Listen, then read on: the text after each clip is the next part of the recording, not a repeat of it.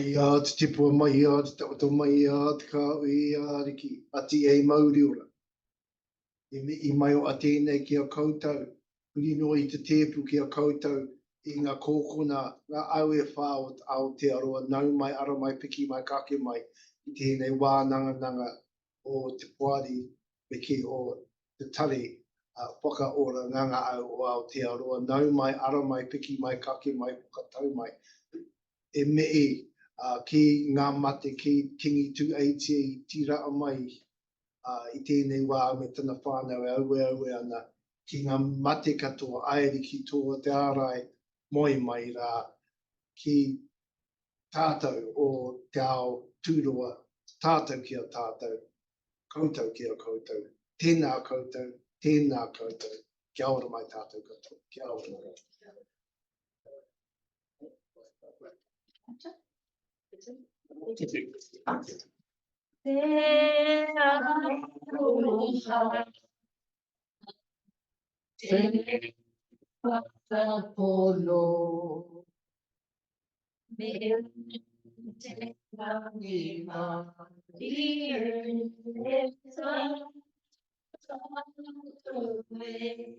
I runga ki raro ki wao ki didi au pai maare.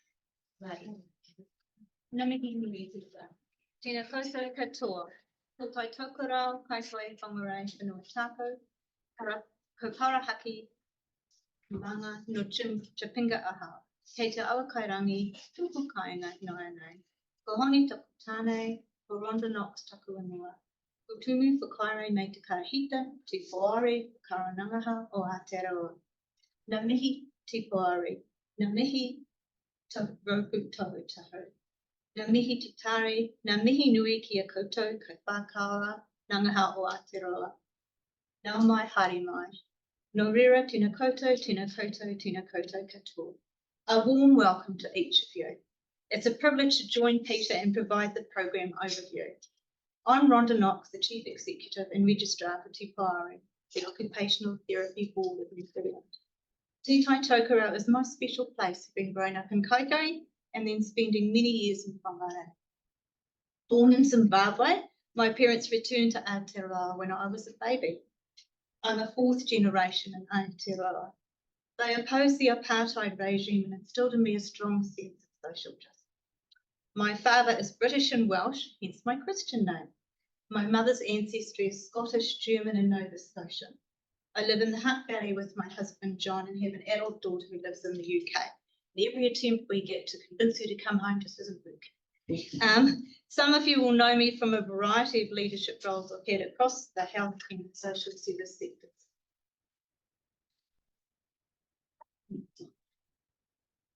The focus of the hui today is to reconnect and update. Thank you for joining us. We chose a single and virtual hui this year, being mindful of where the health sector and economy is currently at. The hui is being recorded and will be accessible on our website. Over the next 2.5 hours, we have 6 presentations, a fun interactive session and an opportunity for pathway questions.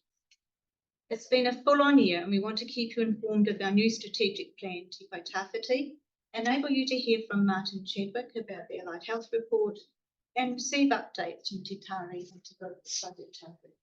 One change to the programme is that Shaz Bryant will be presenting on behalf of Te Tohutohu as Georgina Davis is in Turanga Waiwai, are being supported with whānau. This year, in the lead up to Kaitohutohu Week, the Pānui has focused on people in practice, and we are just delighted to share a practice interview with you all today. Our Code of Ethics mahi is well advanced, and we'll hear about the timelines leading up to consultation and introduction of our new Code of Ethics. Now, I really do invite you just to sit back and enjoy. I also encourage you to participate in the interactive sessions. Our first speakers are Roxanne Waru and Stephen O'Connor, the Tangata Whenua and Tiriti co-chairs of Te Poari. We take this opportunity today to acknowledge and surprise Roxanne with a thank you. She's recently stepped down from the co-chair role. Please join us in clapping for Roxanne ahead of the presentation.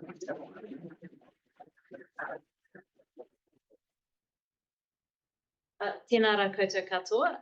So just to start off with, myself and Steve will introduce ourselves.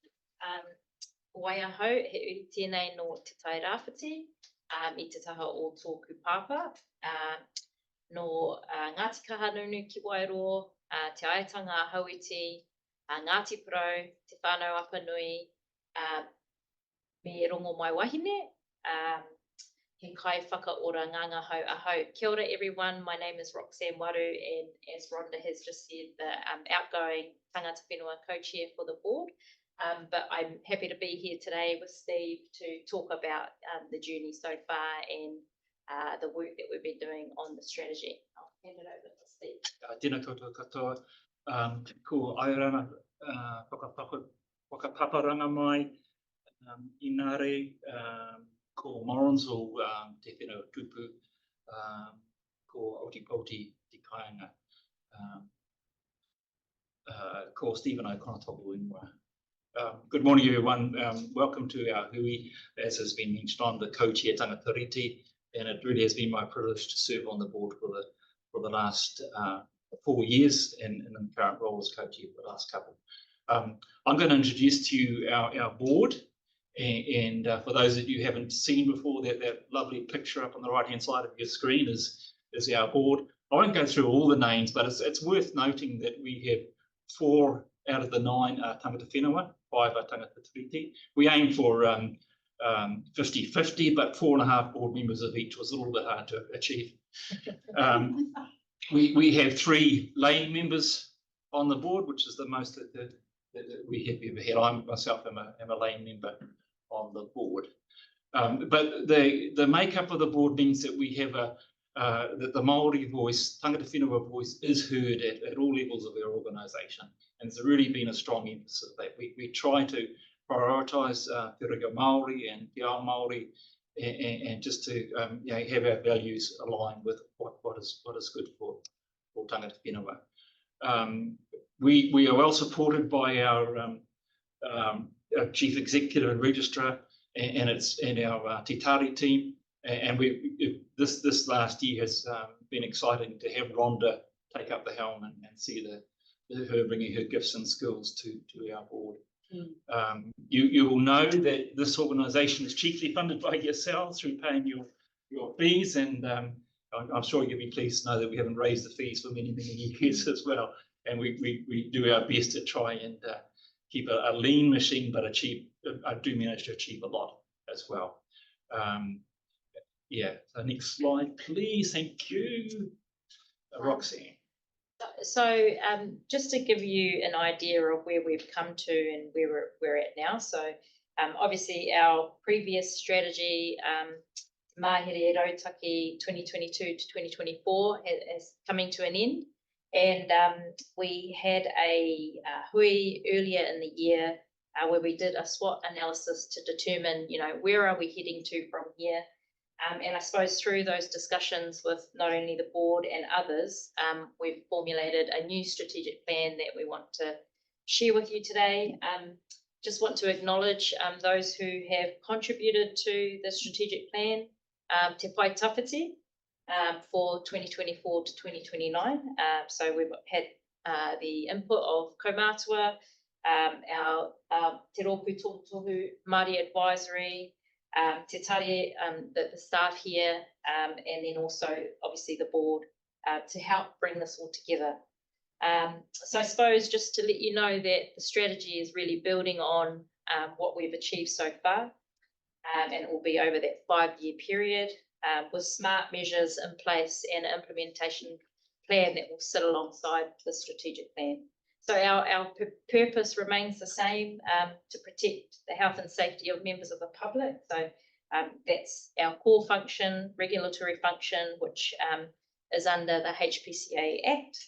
And then at the top there, we've got our mission. So what we've come up with is to protect, promote and strengthen hauora through safe, high quality practice. And then our vision there, leaders of whakaora nganga hau occupational therapy best practice worldwide.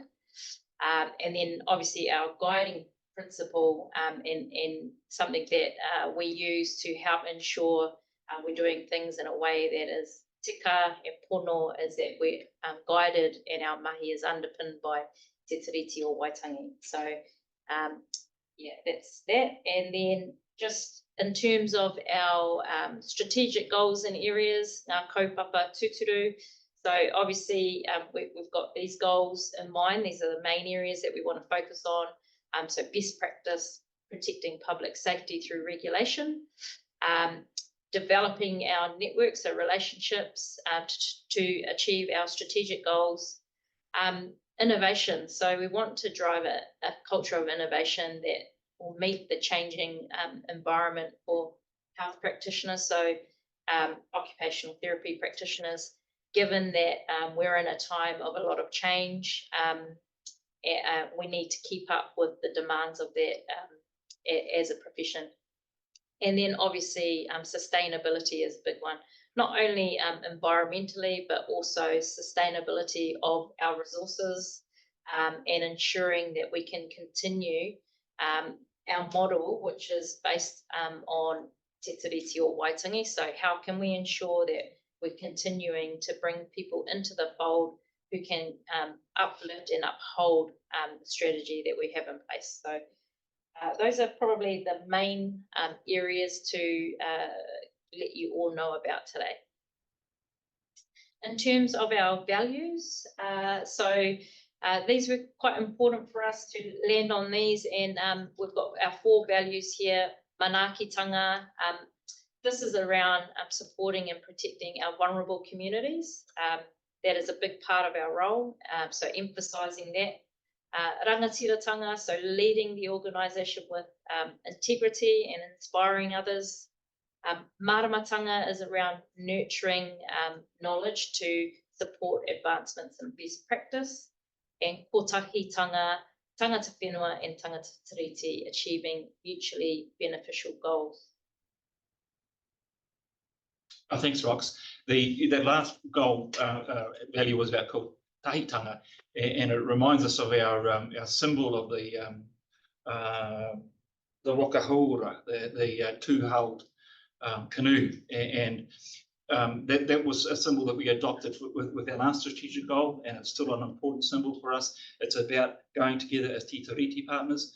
And when we started down this track 3 years ago, we wondered how we were going to be able to keep that focus plus do everything else that we could as an organisation. And I'm very pleased in looking back to say that has been the organisation has done that so very, very well.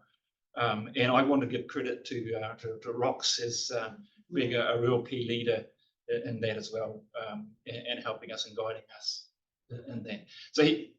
So here's some of our recent board activity. We've had a couple of our board members, Tracy Murphy and Emma Parry, speaking at international conferences, which has been really good. Now Tracy is stepping into the shoes of Rox to be our next Kōtia Tangata Whenua, and she will also be an excellent leader, has been, I don't know if chafing at the bit's the right term, but she has, she's just showing a lot of promise and a lot of skill, and we're really looking forward to working with you in that new role.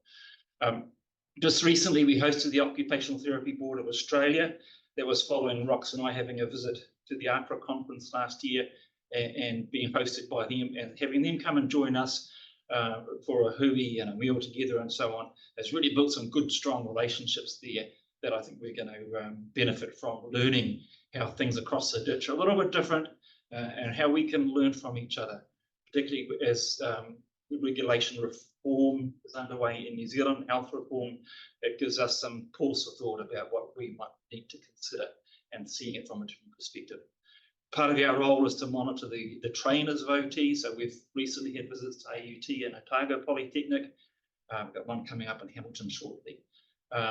We've been exploring, well, setting aside other organisations who are exploring new initiatives for training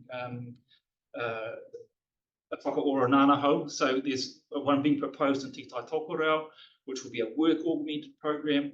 There's one being proposed in Whakatane by Whenua, which will be looking at a real strong focus on te ao Māori in their training. So they're exciting prospects and will help with what we all love to see as a more tangata whenua OTs. We've been funding some key projects in the last 12 months, including an AI project you'll hear a bit later on, our Code of Ethics review, and some ICT programs. We're in discussion and dialogue with the association and hope to work together on some joint initiatives coming up. We've been engaging with the Ministry of Health as they are looking at a regulatory review, and that's an important piece of mahi that's ongoing. All of our new board members, and we took on 5 just over a year ago, and they've all attended governance and legislative training, so they know the Act and how to work with that Act. And of course, we continue our focus on our responsiveness to Tiriti o Watangi, and it's starting to become second nature, even for a middle-aged Pākehā like myself. Upcoming, I've already said, we want to acknowledge Roxanne, and we'll probably be doing that for a little while longer, Rox, because you've been a star for us. We welcome Tracy Murphy as our next Whakahoutia tangata whenua. We signal that there's going to be a number of the board members retiring or their terms finishing next year. Some may get reappointed, but that's outside of our control. So maybe there's someone in the audience today who has got a bit of an itching, that think you could step up to be on the board. So just have a wee think about that as well. We're looking for new blood. We have a piece of work coming up to reaccredit AUT next year. And we want you to be on the lookout for some consultation that we're doing coming up next year, or maybe starting this year, some of them, I suppose. They're looking at a graduate entry masters as a way of training OTs who have already got an appropriate degree. We're looking at enhanced practice in scope and ongoing. We're just about there with the Code of Ethics, but then you'll get to see a draft of that before it gets finalised. While it's exciting to be at an online hui, it's going to be even more exciting to see you face-to-face at regional hui next year. So make sure that's in your budget. Make sure your supervisors are going to be paying for you for it, and we look forward to seeing you there. Kia ora. It's a pleasure to provide this update here with Tari today. So we are Tari, the Secretariat. And there are a number of new faces since the 2023 regional hui, including mine. This year we've been forming our team. So we'll just go through the who's who. Some of them will be very familiar to you. So Bianca Villaranti is our communication advisor, who played a huge part in organising today and is the face behind our Pānui. Matua Peter Jackson you've met, and we thank Matua for supporting us today and every day. Tony Lancaster is our Manager Registrations and Recertification. Many of you will know Tony from the annual practice and certificate process and audits. Ashley Bolger is the Registrations and Regulation Senior Advisor, who has been working alongside Tony for the last few years and leaves us at the end of the month for further career development. We thank you, Ashley, for your great customer service approach and legal regulatory guidance. Yvonne Campion-Smith is our Executive Assistant and Board Secretary, who makes sure payments are made on time and coordinates calendars and papers.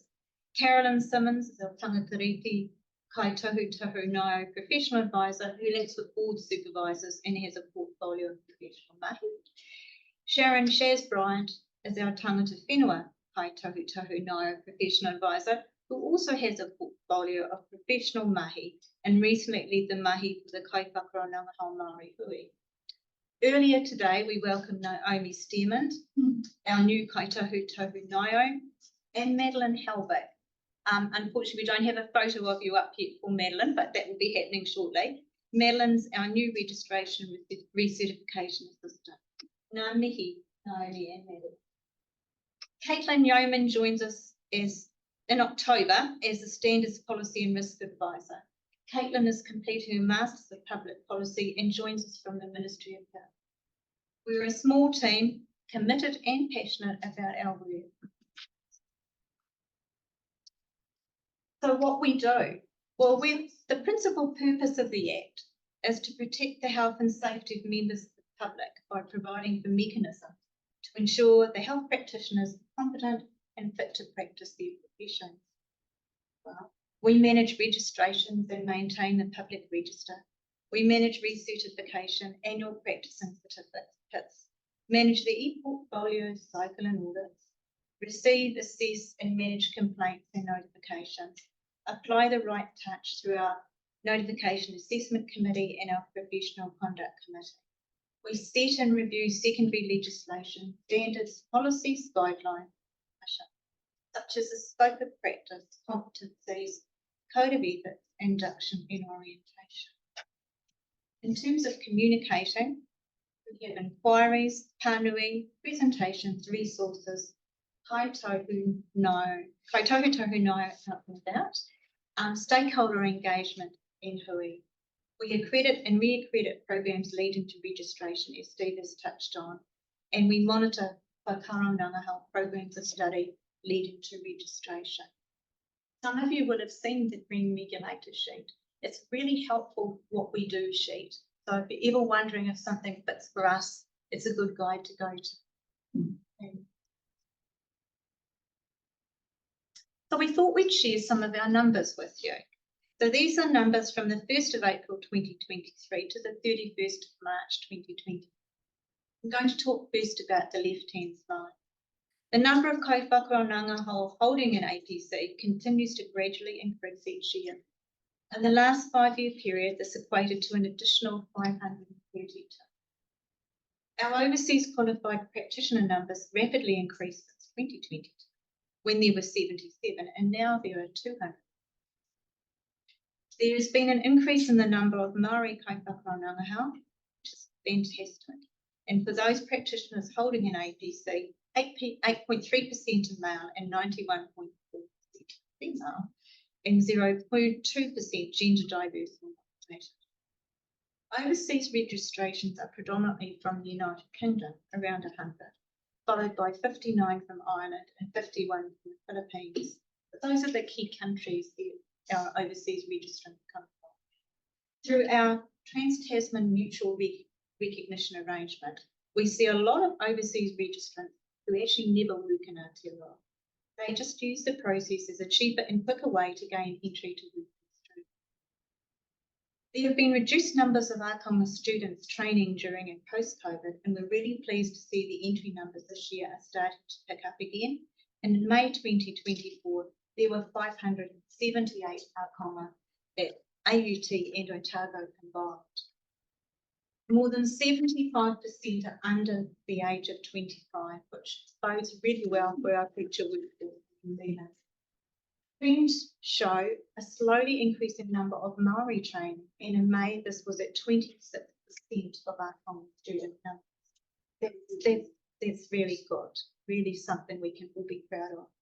There continues to be a need for more kaiwhakarau, for more male kaiwhakarananga, and so when we're out and about, you will hear us promoting that, because that's something we really need to be doing.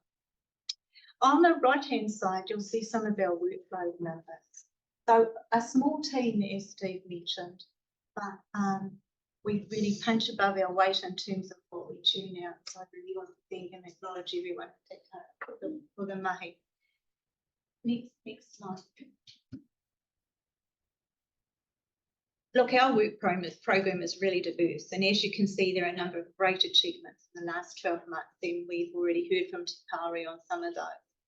But the next slides are about 3 achievements highlighted in purple. But before I whiz into those, before I take you into those, I want to whiz through the summary list just a little bit. So in 2023, yes, we re-accredited the education programs at both AUT and Otago Polytech. It's a huge exercise to do this. And this year we've explored the possibility of delivering an existing program through study augmented by work. The goal is to develop the future kaiwhakarananga workforce in large, vulnerable rural areas of the mountain, where the workforce numbers are low, so growing our own where it's most needed. In 2023, we audited competency 2, and have socialised the findings and are progressing the recommended actions from our audit. We have continued to present at different forums, such as the 2023 Indigenous Hui in Darwin, to the Aotearoa National Occupational Therapy Leaders, the Palliative Care Kaitohutohu Ngangahau, the recent Kaitohutohu Ngangahau Māori Hui, and we will see some of you during presentations at the OTNZWA clinical workshops in October.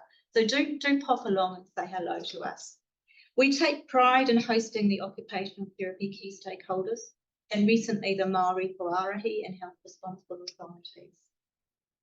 2 key submissions this year were to the Health and Disability Commissioner, the first one in terms of the review of the code, where we voiced improving timeliness as essential, along with the response and approach to Māori as a priority. We asked for inclusion of te reo in the wording and asked that the clauses on sedation be reviewed again if the recommended wording was not.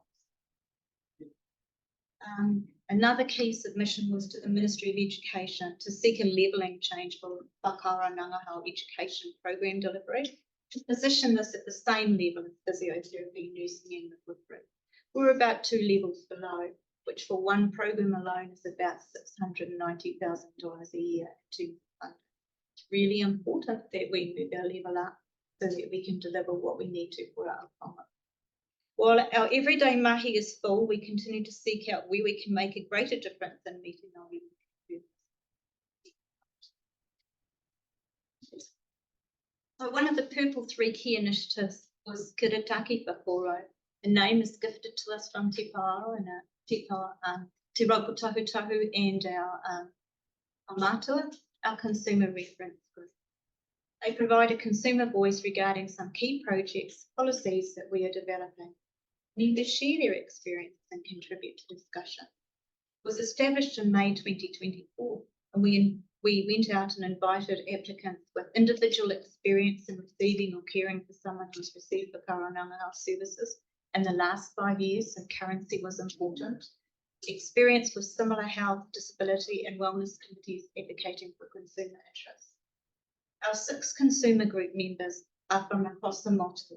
Their key focus so far has been the Code of Ethics, and next year we're shaping up another project that they will be heavily involved in. They're a delight to work with, and I thank all of you that went out and encouraged people to apply.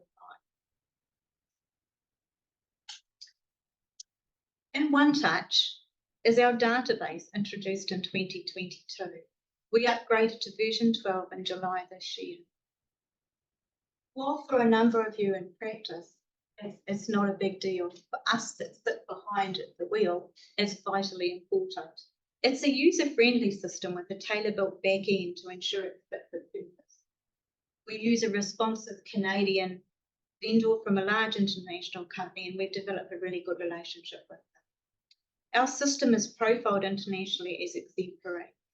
The information is confidential, and you can be assured that any access to it is extremely limited, and especially to any practitioner information.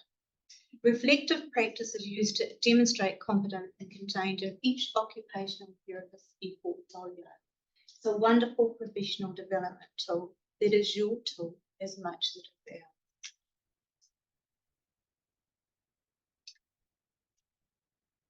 So we acknowledge and thank all of you who participated and contributed to developing the scope and design of this particular mahi, our content analysis of e-portfolios. In 2024, we've used the e-portfolio content analysis to enable us through AI algorithms to theme and explore information held in the e-portfolios. The intention being to support validation of the efficacy of our regulatory competency framework. Does it work? Progress with implementing competency to responsiveness to Tiriti or Waitangi, and identify any other competencies for greater focus. So we know that the Code of Ethics, it's affirmed that the Code of Ethics is something we really need to be focusing on at the moment, and has shown huge progress with competency to the level that we've embedded it in practice across all of the competencies, which is really, as a practitioner, caring for any consumer what you want. We've been able to determine the use of the content analysis tool to supplement our auditing. It was important to have practitioner stakeholders involved in the scoping and design. Thank you very much for that. We applied an ethical approach, developed an AI charter, an interim one, because it keeps changing in the world so much around AI, it's constant, and data sovereignty.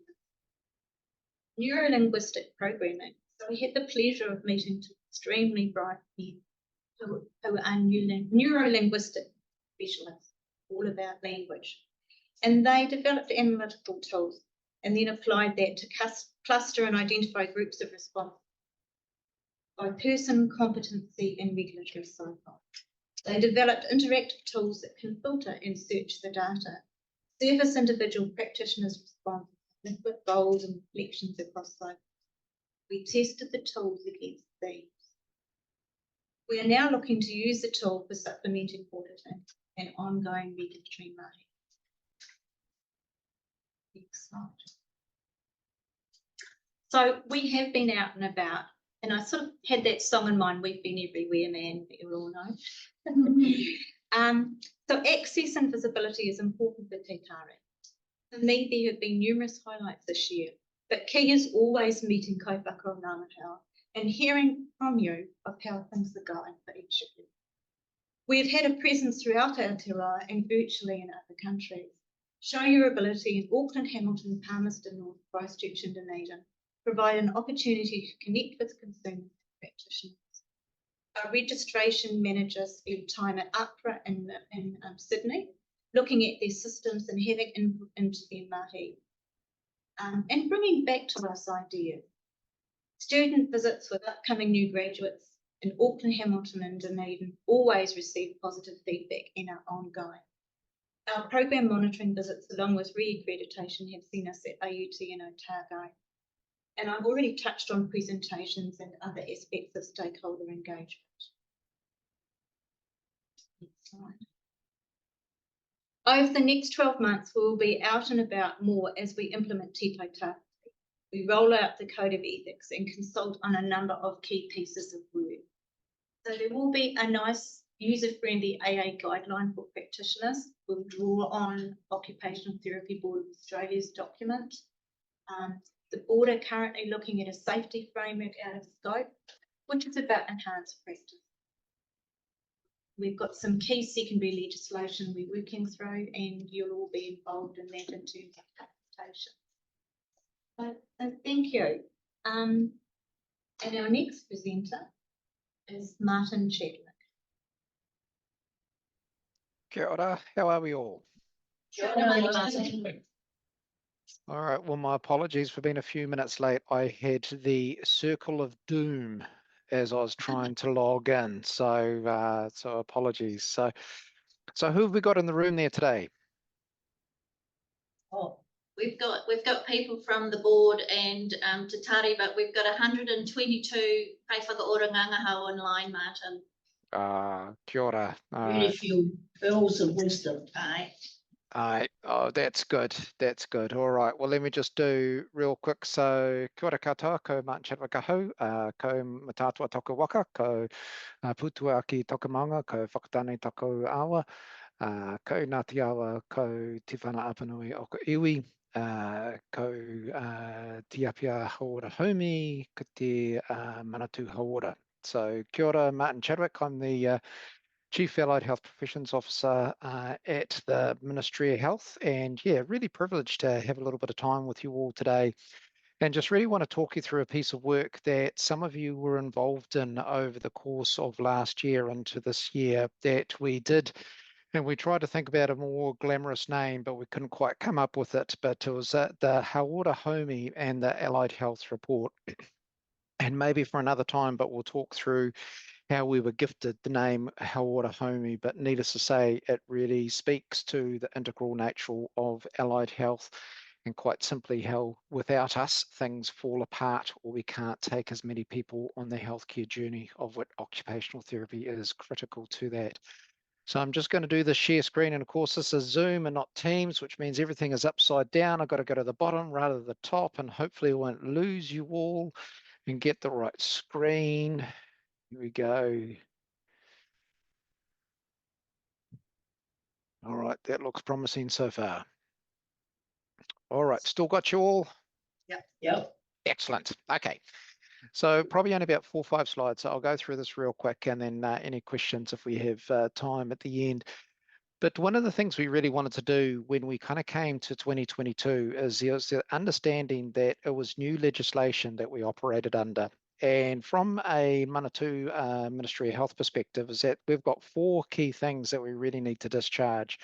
One is that we are to monitor the health system. 2, we are to be the chief advisor to the minister. And then thirdly, we are to be kaitiaki. We are to be the stewards of the health system. And the last was to convene senior leaders of the health system. And so when it came down to being kaitiaki, that steward, we didn't really know how to do that. So when we looked at that, is that we were developing the monitoring, we were advising anyway, but there was that real sense of how do we convene purposefully, but really within that sense of the Paiora legislation, which is health and wellness for all, really get that sense of how do the leaders of professional groups, how do they believe they could contribute to that outcome, if you will, to that goal. And so when it came to occupational therapy is that we were very specific and explicit that we wanted to ensure that we had the board as the regulator. We wanted to have the professional association there. We wanted to have the educators there. So we wanted to be sure that we had the unions there. Next generation students, we wanted to have them there, that we wanted to have the Māori representation of the profession, but also more broadly within Ngā Paumana. We wanted to have large employers be there, and we wanted to be sure that we had commissioners were there as well. So we really try to create a very broad table that people could come and meet. And then really there were 3 key questions that we discussed, and they were, what is the contribution of occupational therapy to the concept of Paiora? And then secondly, what are the issues and the barriers that are not allowing the profession to achieve that? And then thirdly, do we understand who you are within the context of the profession, how many, where, et cetera, And so that's really what we went through. And our process, again, was very explicit that we as the ministry wanted to be very, as certain as we could that anything that we did only represented the voice of occupational therapists. We needed to do a little bit of authorship. We needed to put it into a nice tidy package at the end of it, but we wanted to be sure that for anyone who's involved in the groups that you could look at it and you could see your voice coming through. It wasn't ourselves at the ministry trying to give you voice, it was your voice that was coming through. And so we did go through an iterative process where we basically looked at those 3 questions, we put it back out, this is what we heard, did we hear it correctly? And we went through that 3 or 4 times to really get an understanding that we were hearing correctly and were able to distill it down. And then we were able to come to our final summary, if you will, and then to put it back once again and saying, okay, have we captured this correctly? Because where we wanted to go with this was to put this into a consolidated report that we can then use to talk about who allied health is. And so we started with 14 professions. We just simply had to start somewhere, and they generally were the larger professions, occupational therapy being one, social work, physiotherapy, psychologists as other examples. But then what that allowed us to do is to then float it up through a publication process. I'm just trying to think how I can say this politely, but trying to get something published within the ministry is interesting, to say the least. But at the same time, it's also a very good process because it's ensuring that is easy access, that the language is right, so it's very easy for people to consume. But our really key driver with this is that we wanted to be sure that we had a report that had an ISBN number. And so for those who know what that is, that simply means that it's searchable. So if somebody does a literature review, it's something that will pop up. And as it's a publication, it's something that we generally alert the minister to, because the minister wants to be known, he wants to be alerted to any publications within the realm of health. So to the best of my knowledge, and I'm standing pretty confidently in this, is that there has never, as in never, in the history of the ministry been a document that has gone to a minister's office that talked about the allied health professions, who they are, and then very explicitly what is their contribution to the concept of Paiora and to talk about what is stopping the professions to really achieve that.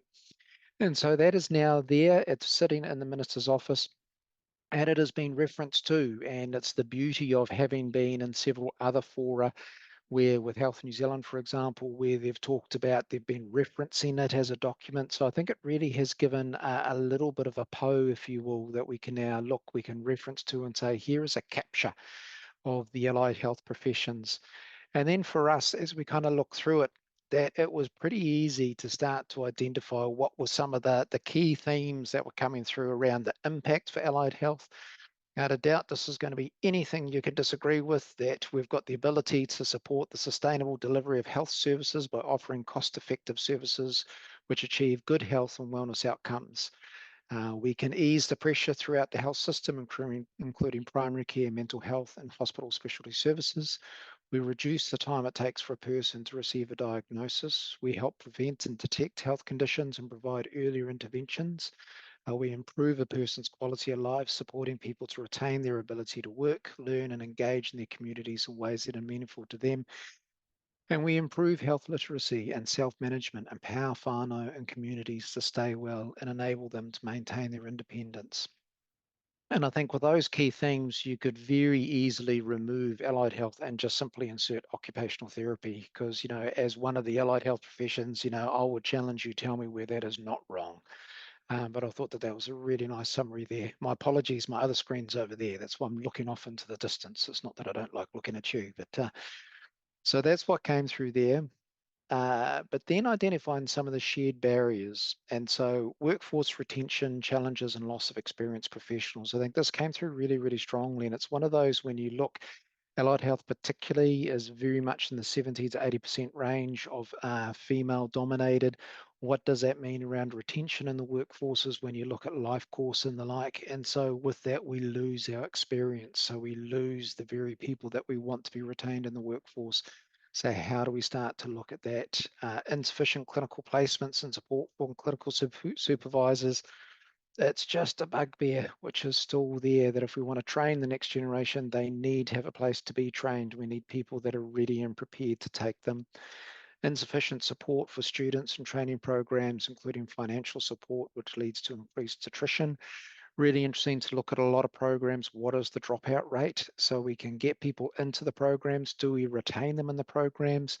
And there is that concept of student poverty, that if someone gets into a program and if they have to do placements all over the show, what is in essence, it can be a double whammy that occurs, that they have to pay for their accommodation where their primary training is, but then their clinical placements. So how is that managed, and could that be managed in a different way? A focus on biomedical models of care, which tend to react to poor health rather than supporting wellness. Again, that is so much your wheelhouse. Not being an occupational therapist, but I think I know enough to know that that's where you just absolutely shine. Inadequate cultural competence and safety training for students and professionals. No surprise there. Inequity of access and outcome, geographic, racial discrimination, and economic inequities. And a lack of understanding by the public and wider health sector of the allied health profession's significant contribution to healthcare in Aotearoa. So again, I would challenge you to tell me that that's any different for occupational therapy, but I think it's really good just to have that as a nice summary to say, here is what is stopping the professional group from achieving its potential. And then we start to look at, so what are some of the shared possibilities that sit there? And so enabling practitioners to work at the full scope of practice within their profession.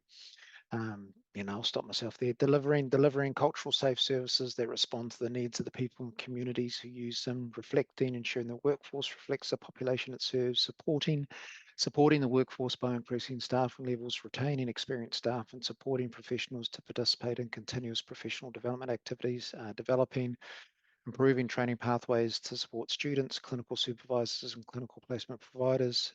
Improving access to health services with enhanced use of telehealth and digital enablers, and prioritizing support for evidence-informed, effective, and preventable models of care.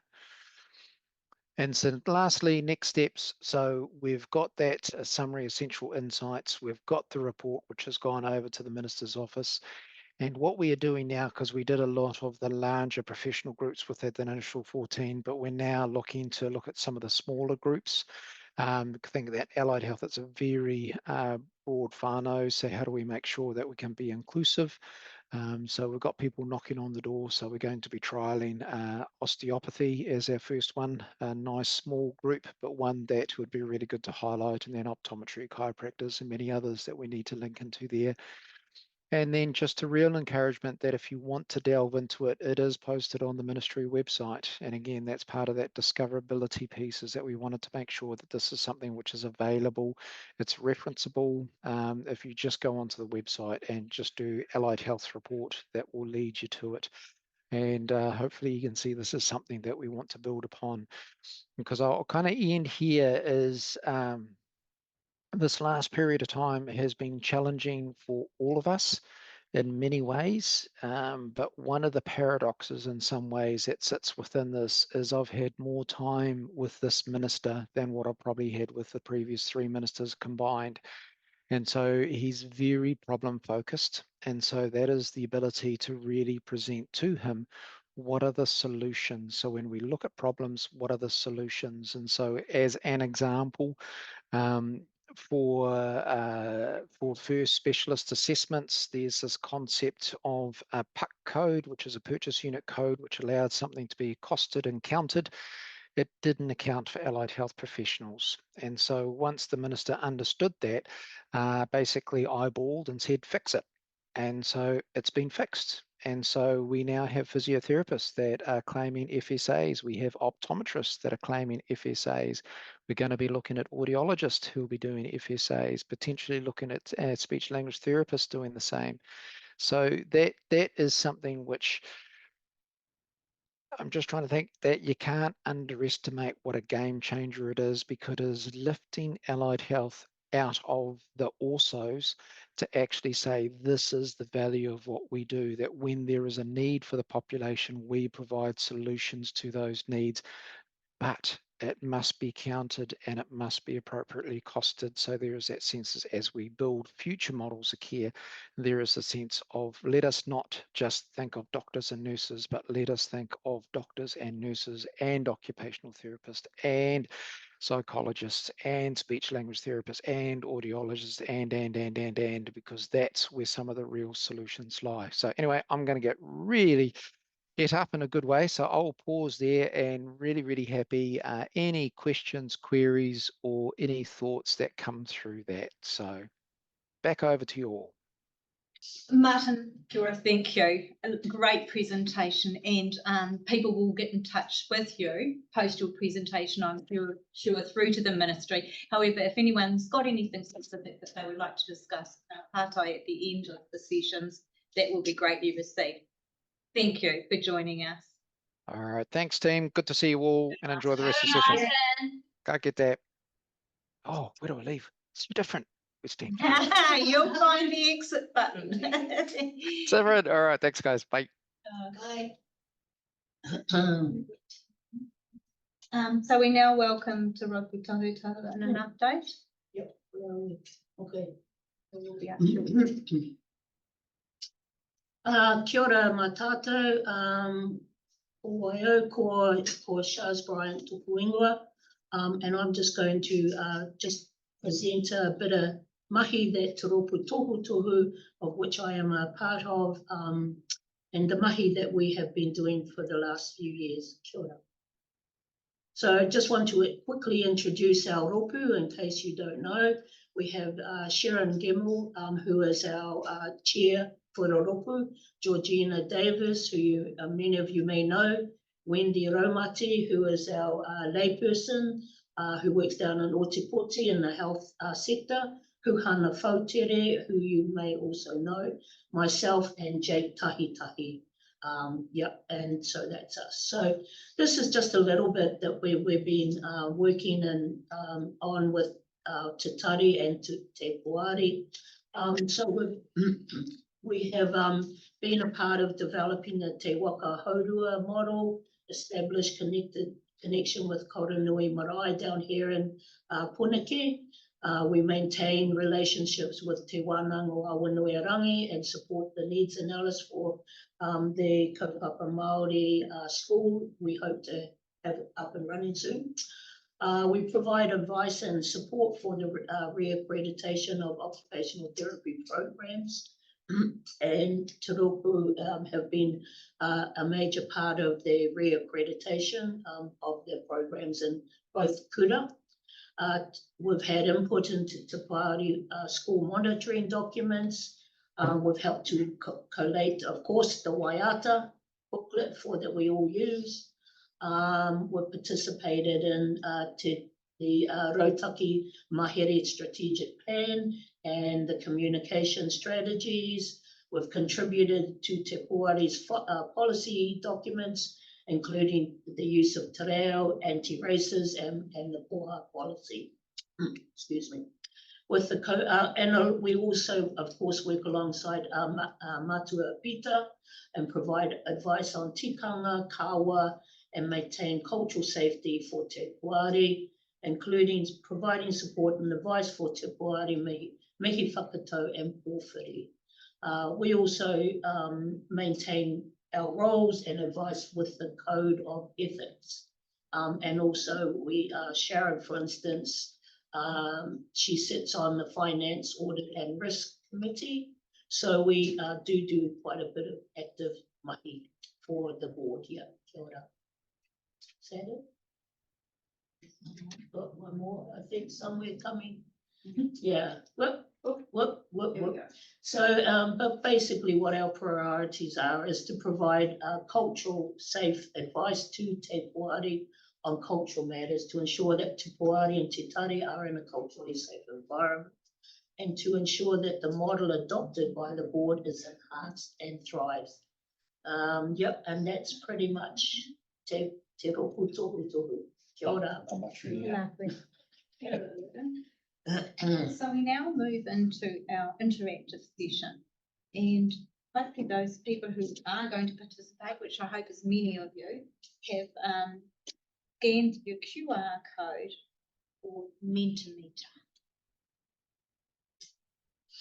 Ka pai.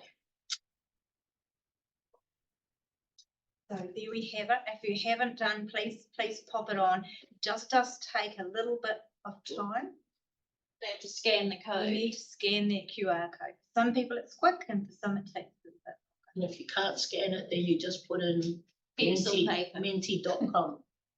Right up on the Is that what they do? If they can't scan, you join at menti.com. If you can't scan, join menti.com and use the code at the top of the screen, 1314788.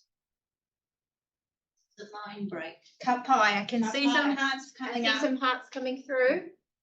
Are we ready to begin? language of occupation.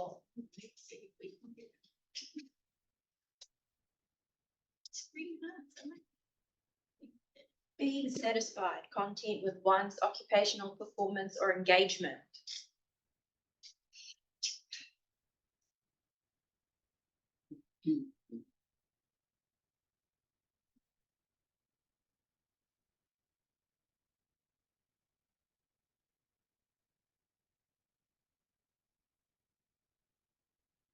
Question 2. Considers the qualities of in-the-moment involvement in an occupation. To involve oneself, become occupied, participate.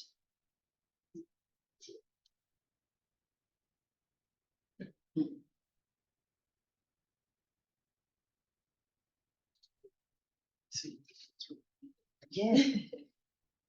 With peer pressure going on. You're gonna say yeah. I couldn't say the answers up.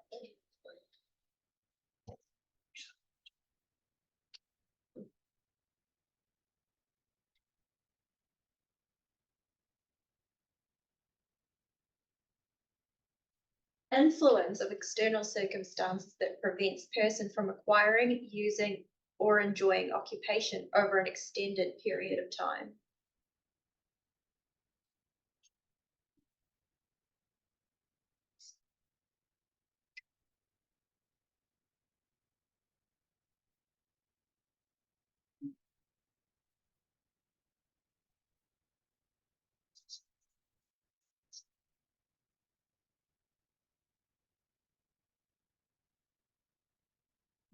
question. Considers the qualities of in the moment. Oh, have I done that? I've done that. Dang. Backwards. Backwards. Having access to, initiating, and sustaining valued occupations within meaningful relationships and context.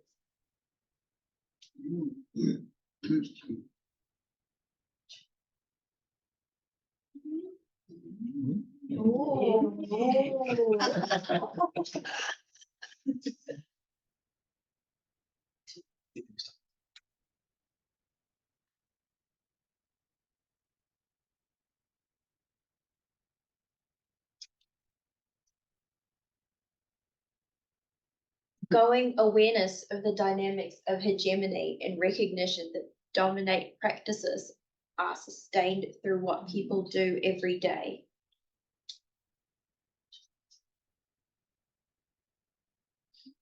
Yeah, that was pretty straightforward, nice. One person answered.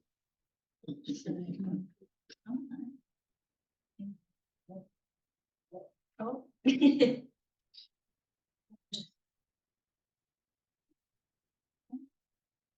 Oh boy.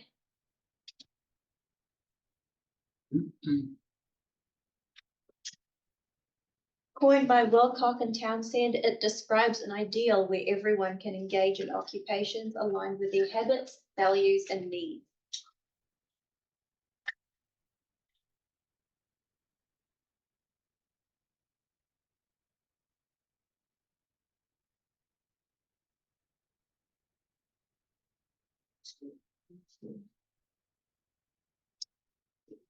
And last but not the least,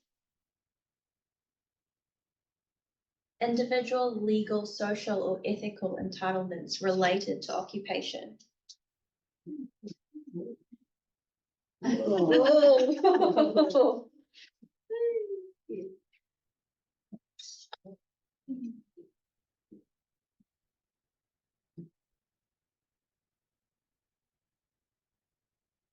Bye.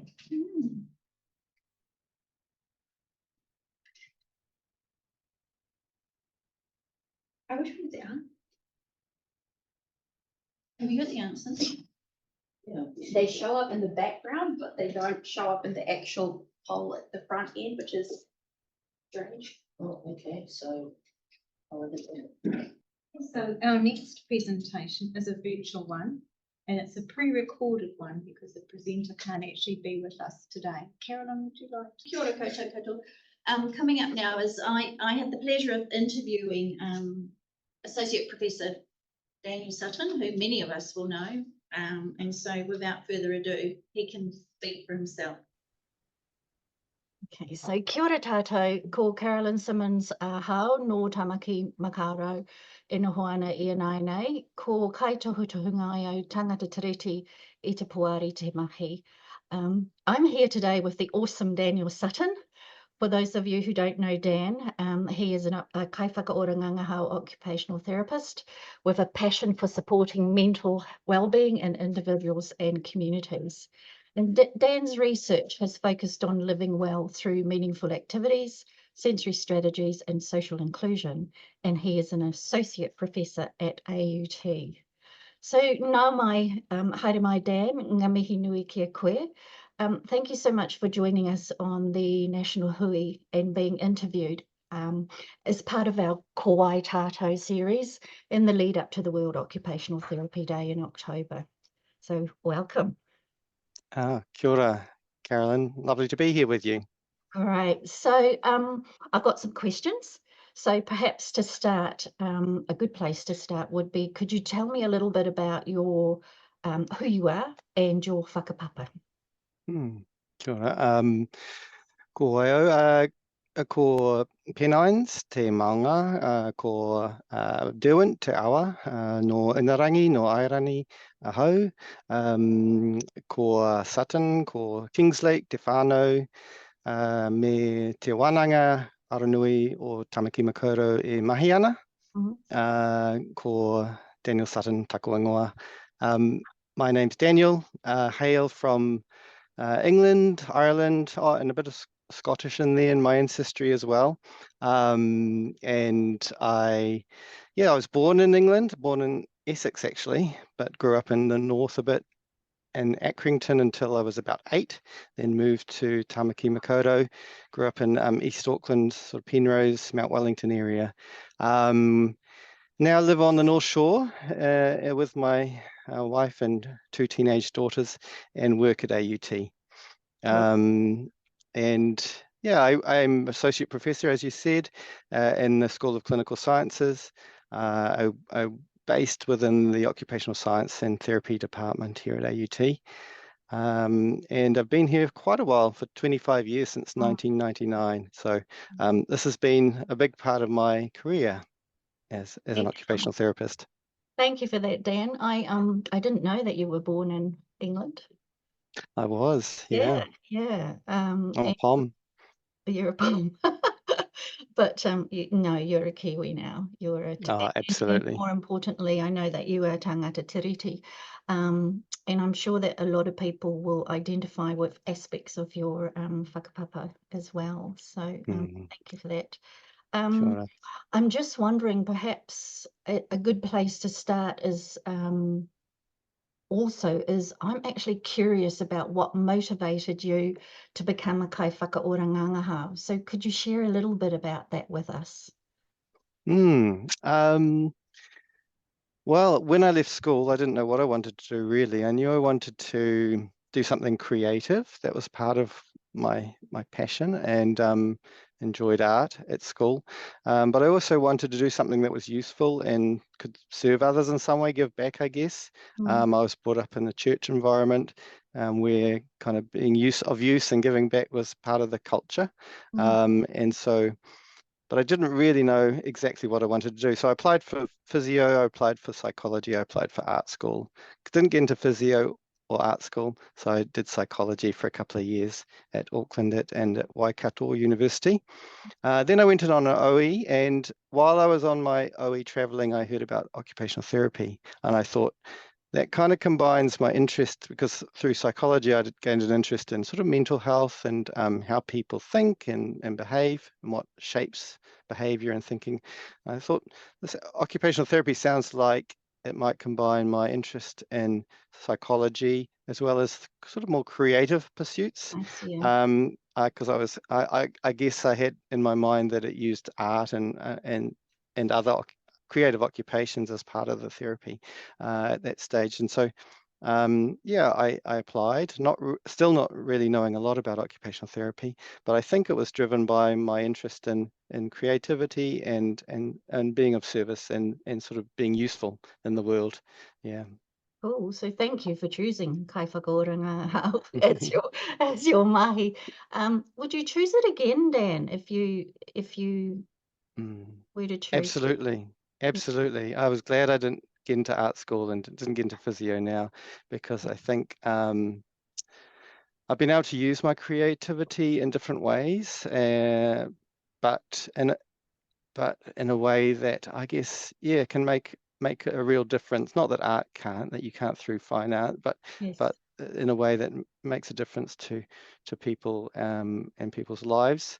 And in terms of physiotherapy, it kind of feels a bit too restricted for me. I like the fact that as a kai whakaora nanahau, I can zoom into that physiology anatomy, but also zoom out to the wider social cultural context and understand people in societal, at a societal and community level, and consider more of the psychosocial aspects of well-being as well as the physical. So I like the breadth of occupational therapy as well. Beautiful. Thank you for that.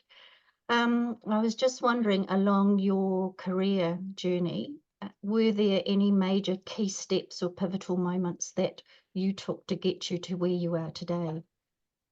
That was probably quite a few. I would say one of the first was having my last placement on Waiheke Island in the Haureki Gulf at a residential service, the Wish Trust.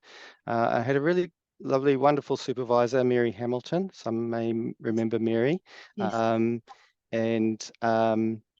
she really inspired me through her supervision, but I also had a great manager who was a nurse, and he really supported me, believed in me, and encouraged me to use my strengths to influence not only working with individuals, but the whole service and the service model.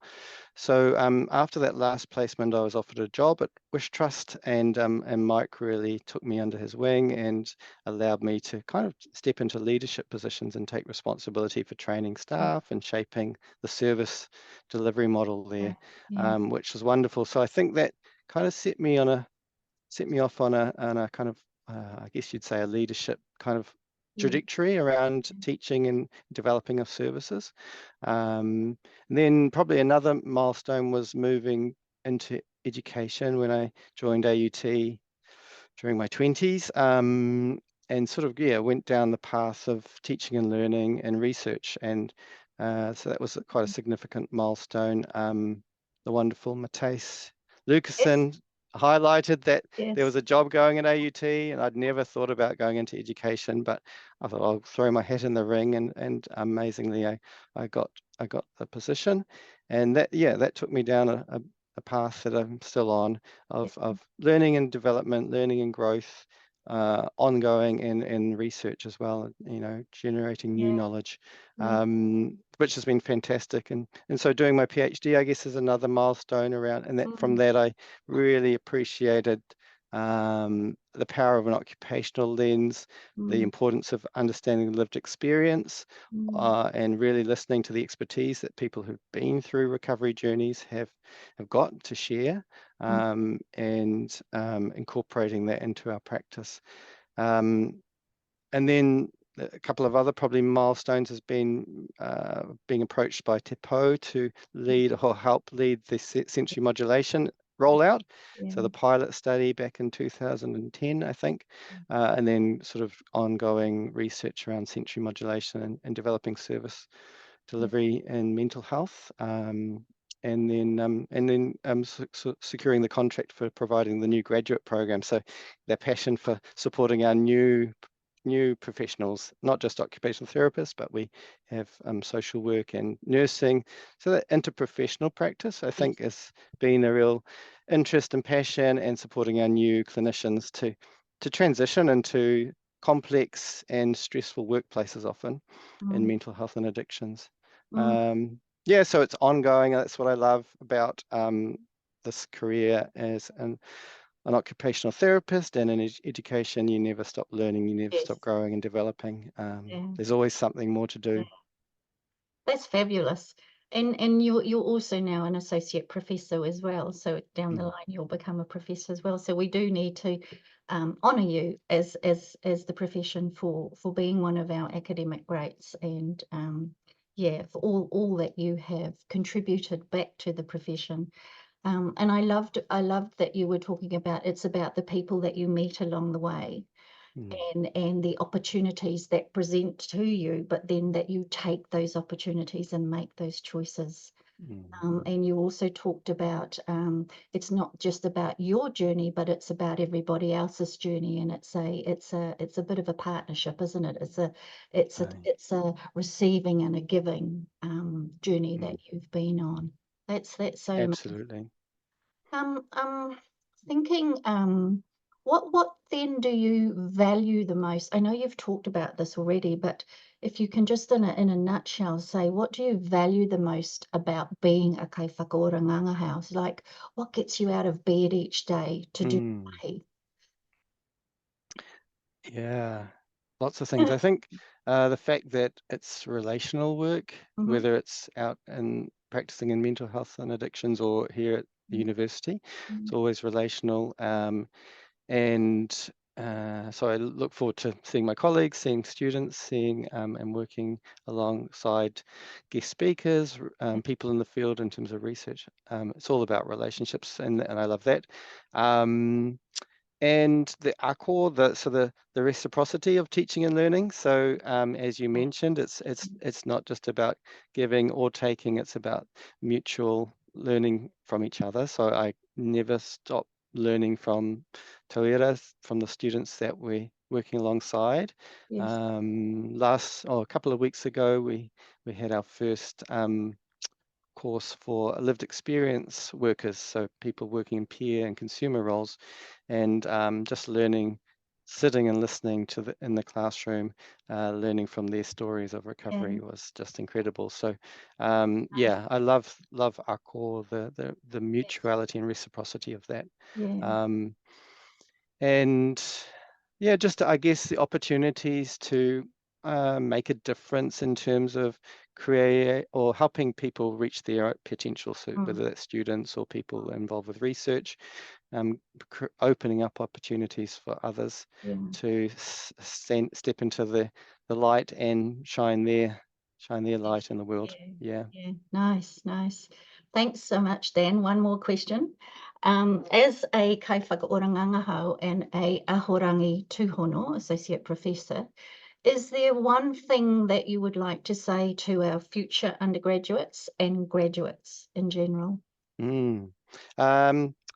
Might be two. Well, I can say that having worked with new graduates for for 15 years or so with the new graduate program, they're amazing. They have so many strengths. Their values base is really and they've got a lot of integrity and creativity and innovation. I just love seeing the ideas that come out of our new graduates. So my message would be just to be who you are, remember your roots as kai whakaora nanahau, believe in the power of occupation, and don't lose sight of that special lens that we bring, and make sure that we can not only work with individuals and whānau, but also systems and communities using that special lens. So don't get bogged down with the system or burnt out or lose sight of what makes you special as a kai whakaora nanahau, an occupational therapist working in the field. Beautiful. Ka pai to that, Dan. So that's the questions. Thank you so much for your time today. It's been great to kōrero with you and to hear some of your story, your personal and your professional story. And I also just wanted to acknowledge you and thank you for all that you do for the profession. I think we particularly chose you because you are a lovely, quiet man. But I've known you for a long time and you do a lot in the background and you have grown us so much and you have role modelled for us, both in the academic and the clinical and the growth space. So, you know, on behalf of whakaorangangahau profession, I'd really like to acknowledge you and thank you for that. So in closing, I'd just like to share whakatauki, which reminded of me when I was looking for one, reminded me of you actually. So mahia I runga I te rangi marie, me te ngā kao mahaki. With a peaceful mind and a respectful heart, we will always get the best results. And I think that's who you are. So nō reira, tēnā koutou, tēnā koutou, tēnā koutou katoa, kia ora. Thank you so much, Carolyn. That's very kind of you to say, and it's been lovely just to sit and reflect on where I've come from and where I am now, and it's an ongoing journey, and I'm looking forward to what's next. Yeah, great, beautiful words. Thank you. Bye. Okay, ka kite. Ka kite anō. So this is just a reminder, after this section of the presentation, we will have a panel Q&A where you will have an opportunity to ask our team any burning questions you may have. So you will see down the bottom of your screen, there is a Q&A panel and Q&A portion. So just type in your questions and we'll catch them anytime, any point of this hui, we will have a look at them and answer them in the Q&A section. And another reminder that this hui is recorded and will be uploaded to YouTube after the event, and the answers from the quiz earlier will also be uploaded. Well, kia ora anō. Sorry, it's me. Yes, it's me again. If you could just change slides, please, Bianca. I'm just going to give you a quick update on the code of ethics mahi that we've been doing for the last 18 months. So the kaupapa of the work is, we all know that the code of ethics guides our practice and serves as a measure for when things go wrong. And also our code of ethics is there to protect the public and support and protect the credibility and integrity of our own profession. So there were changes in the Act, in particular section 118I, which some people will call S118 and is very confusing, but section 118I of the Health Practitioners Competence Assurance Act sets standards of clinical competence, cultural competence, and of note, including competencies that will enable effective and respectful interaction with Māori and ethical conduct to be observed by health practitioners of the profession. And we were aware in the 2022 refresh that we hadn't quite got it right with our code of ethics in relation to section 118I. And so we noted in the 2022 refresh of the code of ethics that it would need a further review and to ensure that Te Tiriti and Te Ao Māori was actually guiding our current practice in healthcare of Kai Whakaorangangahau in Aotearoa, New Zealand. And also that it would guide, we can use the code of ethics to guide our understanding and responsiveness to meeting the needs of whānau Māori. And we wanted to clearly articulate culturally safe, ethical standards within the code of ethics, and also that the document would align with Te Poari values and ensure that there was good project visibility to Te Poari and Tangata Whenua and through Te Rōpū Tohutohu. So it was a big piece of work, and the board chose to bring in some wonderful external contractors to do this mahi for us and pull it together and strengthen Te Tiriti within our code of ethics. And that was Dr. Isla Emery Whittington, who is a Kai Whakaorangangahau, and also Dr. Heather Kane, who has worked together with Isla, and many of you will know that Heather is a big, strong tangata tiriti proponent. Yeah. And then in terms of engagement, we have made sure that Te Rōpū Tohutohu is guiding and advising us, as is their role, and that we have the consumer reference group.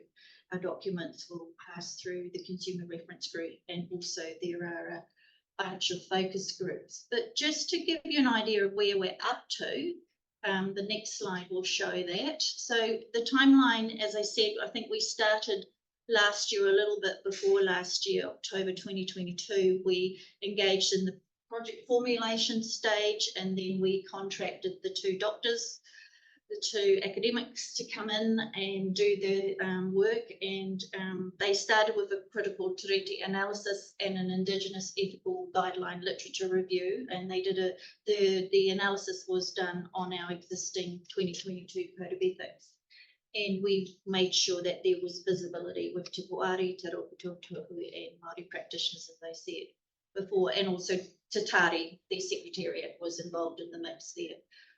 In terms of engagement, there's been a lot of engagement. There's been focus groups. There's been focus groups with practitioners. There's been focus group with Māori Kai Whakaorangangahau.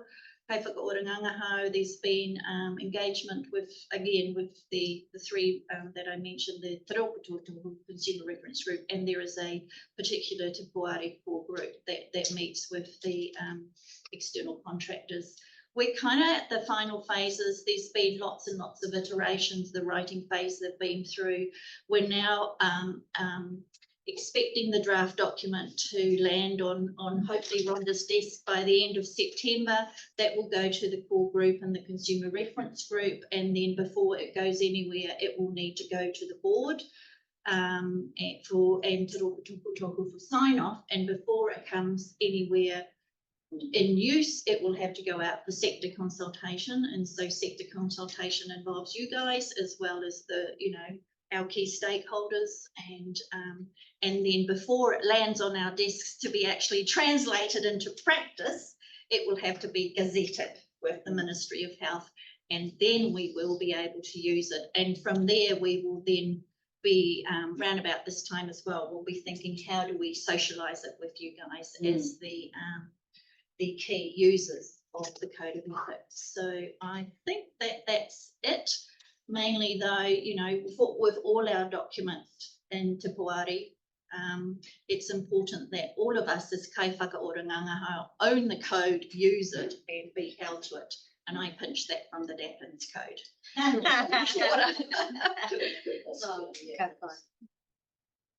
So now we move to the panel Q&A. Bianca, are there any questions that have come? Yes, there is one question.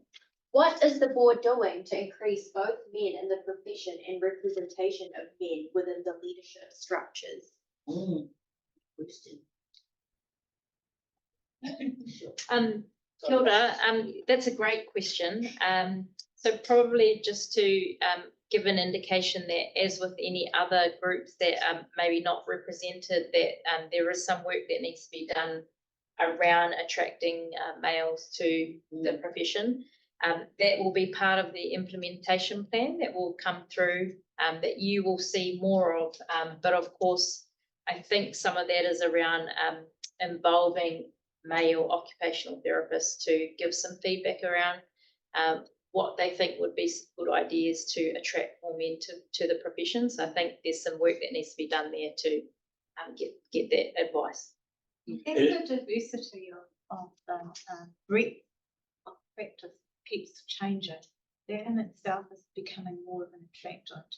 And I think that's some of the increase that we will start to see through the undergrad, you know, our programs to study for Bachelor of Health Science or Masters. So certainly we've spoken with the education providers. Steve's been a really good proponent on this one, as we've been out and about to talk specifically about how do they target male alcohol getting in as students, so that we grow at that end, as well as attracting overseas registrants. I was just going to say the same thing as the only male in the room, and I'm not sure. Can I get any love hearts or hands up from any male in our audience out there? And certainly, you know, it would be great to see more men in the profession, and the men that I do know doing a fabulous job. We need to get their stories out. We need to hear more from them.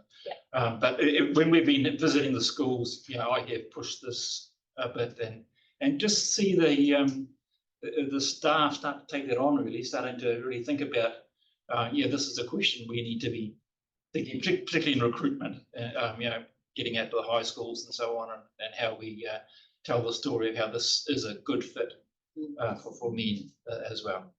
I think it's a question that belongs to not just the board, but also our professional association, and it belongs to people who are doing, you know, vocational counselling in schools. If you go upstream and look at the pipeline, you know, can we be talking more to young men in schools who are thinking about, you know, that's why I think Dan's story was really lovely.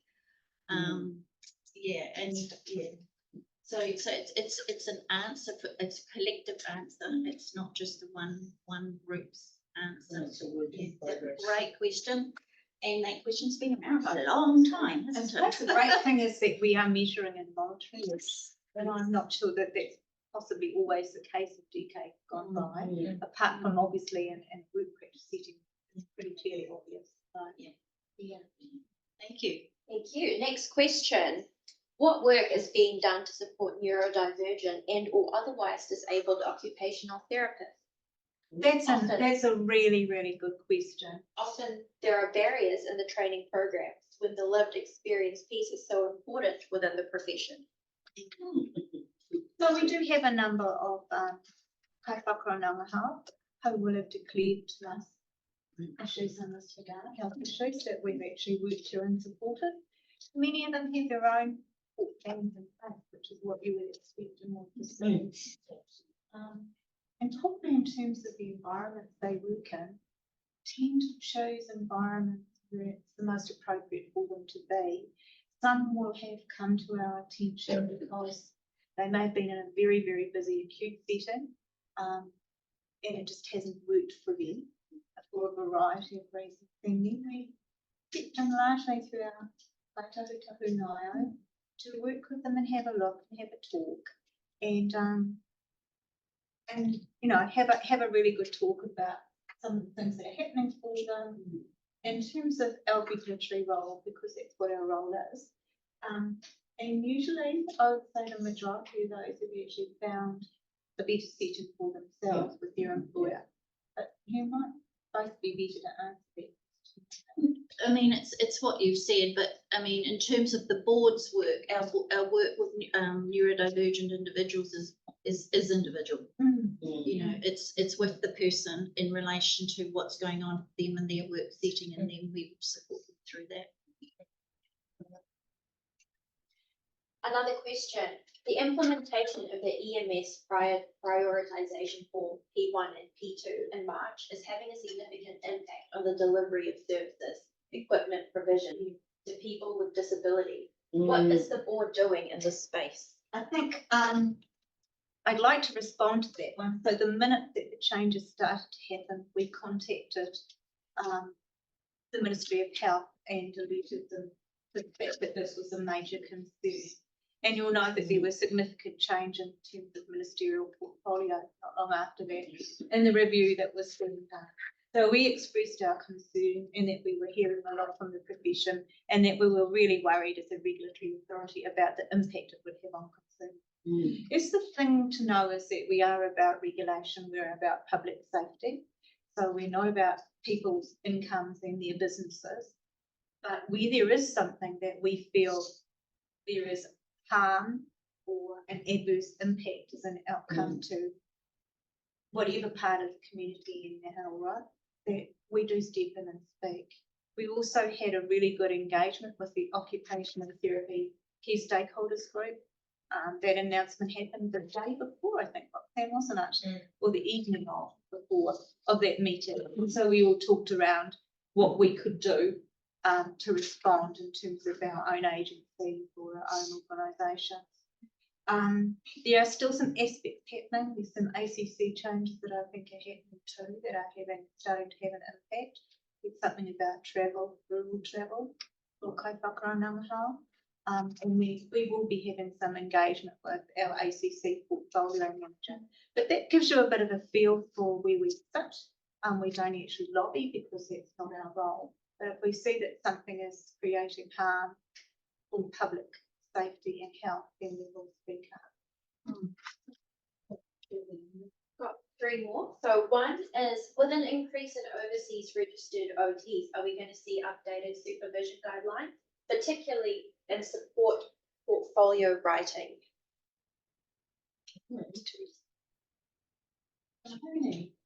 Think about that. Okay, so it's something we've really thought about. I think the point of note here is that the majority of increases in registrations from overseas practitioners are not actually coming to New Zealand at this time, but they are using us in order to get into the Australian market. For those that are coming to New Zealand, they do get a recertification program, which is a core requirement of anyone new to the country, in which they are required to have fortnightly supervision. And we would expect that any kind of supervision would cover your e-portfolio and how to use that. Personally, I would have thought that was the role of the supervisor of the OT profession. If you are finding that there are issues that we may not be aware of, do come back to us. Please let us know. And do we have webinars and stuff around our portfolio? There's a lot of resources on our website around supervision, including webinars we've done before. There's a lot around e-portfolio, what that looks like. I mean, if you have a more specific question, then please email that through to inquiries, and one of my team, myself or one of my team, can point you in the right direction onto the website. Thanks, Tony. Thank you. Another one, what is being done about developing standards for OTs to be used for training and quality measures such as documentation or clinical note standards? So, Shunchla. So this is really topical. Yes. It's a really, really good one to raise because we've been talking about documentation standards, and we have actually had a look at another number of RAs in terms of what may or may not be out there to support this. Carolyn, do you want to talk Yeah, about I mean, yeah, we've been, I've been drafting something around documentation standards. So I think it's again two-part. There should be standards within work settings already. There should be professional standards already within your mahi or your undergrad training. And then there are the standards that the board might set that says these are the minimum standards that would protect the health and safety of the public. And that's what we're just playing around, because these guidelines, but we're in the business of ensuring that risk and health and safety of the public is protected. So at the moment, we're just grappling with what goes in and what goes out, because it could be a mile-long document. And Caitlin will support Yes, once she starts in October, Carolyn, as we finish that piece. So there is something in process, and just to just add to the previous question, we are developing supervision standards so that supervision is much clearer for the profession, because I think what you were talking about was more around the e-portfolio as opposed to professional supervision. And I think we need to get really clear which supervision are we talking about. And there is quite a big document that we've looked at, whether it was a bit muddled, and we need to split it out a bit more. But in terms of overseas practitioners, your best guidelines for what you should be doing in supervision sits in the recertification program. And that's where you need to go to get your guidelines. Is there another question? One final question from Professor Claire Hocking. Hi, Claire. I thought she knew all the answers. Does the board have workforce projection? How many occupational therapists do you think will be needed in the future? Oh, and I met with a person yesterday that does it all. So we sent he's the manager of analytics insights in the Ministry for Workforce, and Tony sent through a whole lot of our information through to him in June, and he's meeting with me next week to pull up a whole lot of information about our workforce data, projecting through to the future. And he can do the type of analytics that can look at the different types of consumers you're caring for as well, and different health conditions.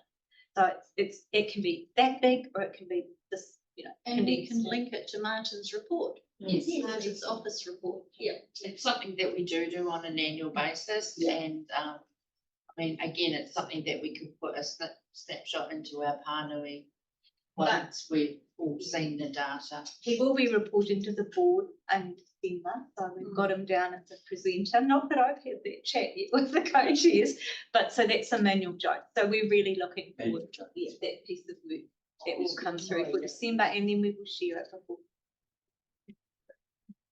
So a comment from an audience member: you may need to consider that digital notes are more constrained than perhaps manual notes when it comes to standards alignment, unless you can get the standards incorporated into the design of the software.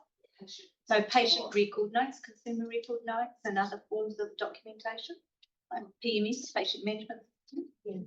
Yeah. Thank you for that. And employer focused, really. Different practice settings have their own different digital setting systems. So it will be difficult to write a set that covers everyone, and that's why the employers do need to have their own standards and expectations. Another burning one: how does the board understand the respective roles of the board and the association? Oh, another topical one. So we've just had a meeting in the last fortnight. Would one of the co-chairs get So I suppose it can be confusing for kai whakaora rangahau and the profession to know the difference between the regulatory body, the board, and the association. But our main points of difference is that the board has a legal regulatory function that is all about protecting public safety. So that's our main function. Whereas if we look at the association, it's really about the profession. So it's around your professional development needs, advocacy, lobbying for the profession on behalf of the profession. So they're quite distinct and different, but we actually also need to work closely together in order for both of our organisations to function well and to bring the standard of our practice up. So there is some bits of work where we may do bits of mahi together, and maybe a good example of that is where the board see potential harm to the public. For instance, if we're talking about cultural safety, then we may provide some training around cultural safety. So we have our tirito training that is offered, and that's around, obviously reducing harm to the public. And while we don't normally do a lot of training, that in that instance we will, because that's part of our role. So I suppose that's where there's a little bit of crossover between the two. So one is a membership base, so people can choose to join their professional association.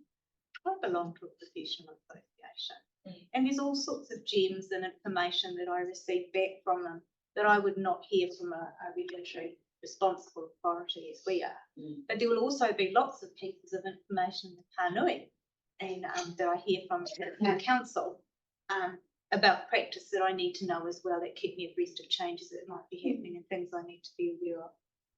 So it's a fee based, so you can have an annual practicing certificate and you're registered, and it's mandatory if you want to practice in New Zealand as a kaifakaro nangaha.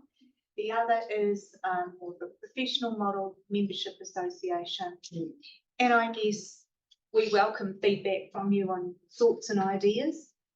And I would anticipate that the association would do the same in some shape or form to make sure that they're meeting the needs of the members. We're currently working up what it will be that we deliver as a joint thing together next year.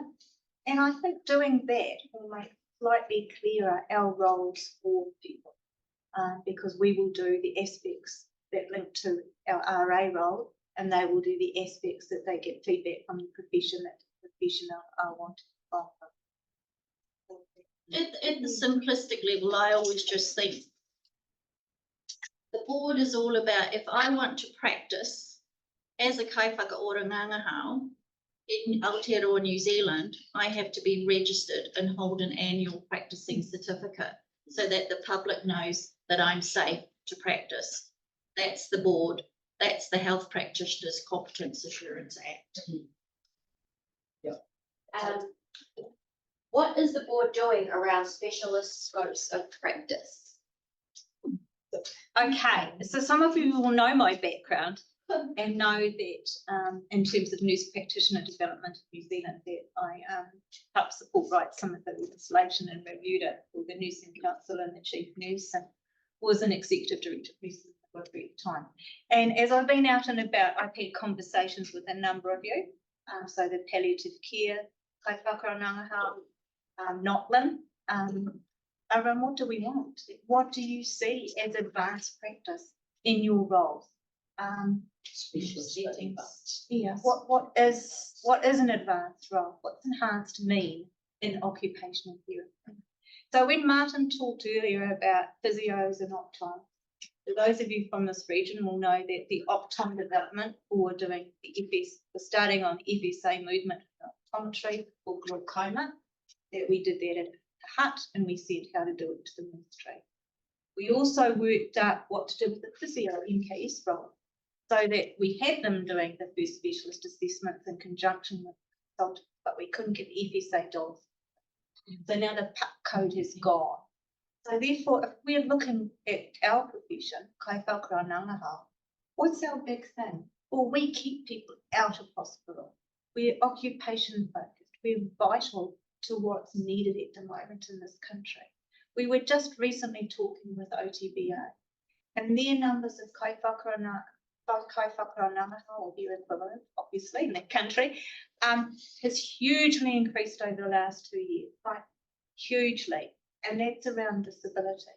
However, how it's been driven is by an insurance thing.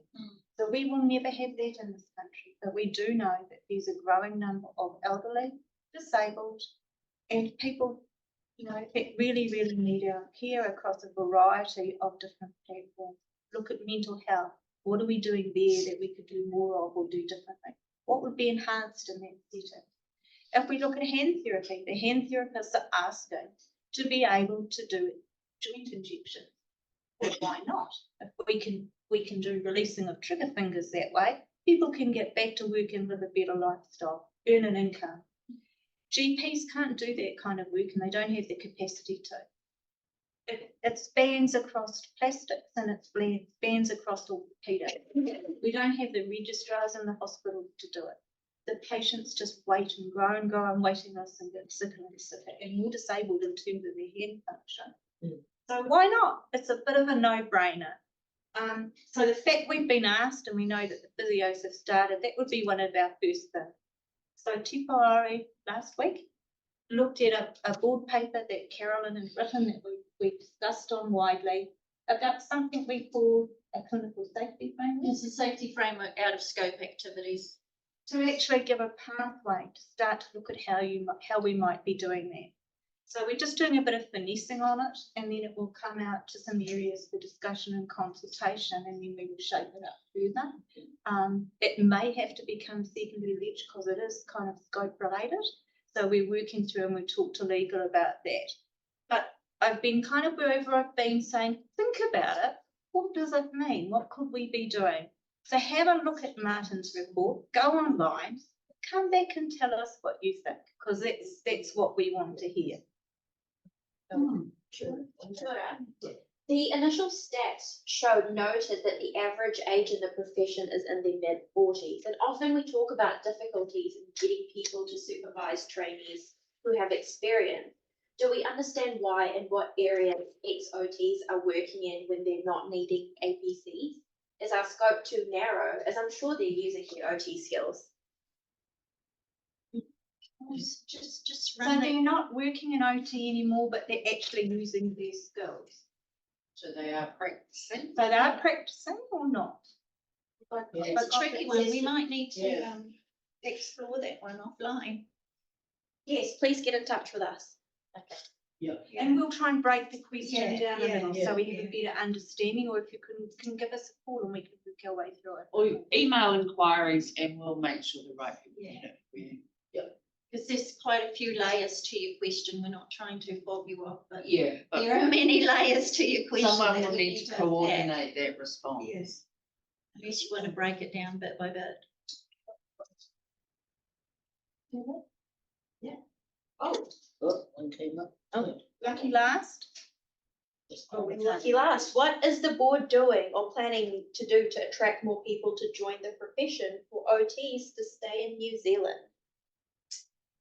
So I have a feeling that we've kind of answered this question, and that's around expanding the training available to rural and remote areas and kai whakaora ngangahau Māori. So you would have heard us earlier talk about a potential program in Te Tai Tokerau and also in Whakatane. So that's around bringing in our own trained here in Aotearoa who are potentially more likely to hang around in their respective rohe to do their mahi. So that's one of the strategies that we're looking at. In the gym. And the gym program as well. Yeah. So the graduate entry to masters, anyone who has done a Bachelor of Health Science degree, so in another health faculty area, could apply and do a 2-year program and then register as an occupational therapist. So that will grow our numbers. And we do know that there are quite a few people out there who would far prefer to be kai whakaora ngangahau in the areas they're working in their current professional roles, and we've heard that from them. So that's quite exciting. Kia ora. That's all the questions. Anything else? Oh. All right. So just want to thank you all for joining us this afternoon, giving up your time to listen to our presentation topics today. And on that note, we're going to close up with Karakia, and we hope you all have a safe and good afternoon. Kia whakairia te tapu, kia wātea ai te ara, kia tūru ki whakataha ai, kia tūru ki whakataha ai. Hui e, Tari e. Ka kite.